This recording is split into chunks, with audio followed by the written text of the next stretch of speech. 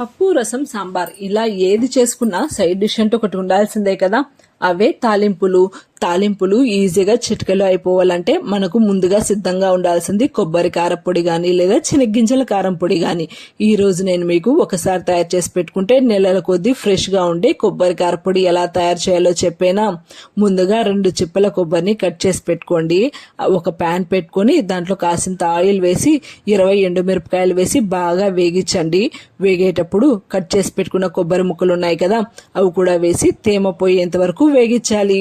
వేయించుకునే మధ్యలో 1/2 table spoon జీలకర్ర ఉంటుంది కదా, అది కూడా వేసేసి బాగా వేగించి స్టవ్ ఆఫ్ చేసి పెట్టుకోవాలి. స్టవ్ ఆఫ్ చేసేసిన తర్వాత ఇవి చల్లబడతాయి కదా, ఈ చల్లబడిన తర్వాత చూస్తున్నారు కదా, ఎండుమిరపకాయలను చేత్తో ఇలా తీసుకుంటే అవి పగిలిపోవాలి. అలా ఉన్నప్పుడు బాగా వేగినట్టు అర్థం.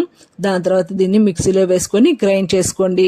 మిక్సీలో వేసేటప్పుడు మీకు రుచికి తగినంత ఉప్పు ఉంటుంది కదా, రాళ్ళుప్పు అయితే చాలా బాగుంటుంది. ఆ రాళ్ళుప్పు వేసుకొని పౌడర్లా గ్రైండ్ చేసుకోండి. గ్రైండ్ చేసుకునేటప్పుడు లాస్ట్లో కాసింత తెల్లగడ్డ ఉంటుంది కదా, అది కూడా వేసేసి పౌడర్ని చేసుకోండి.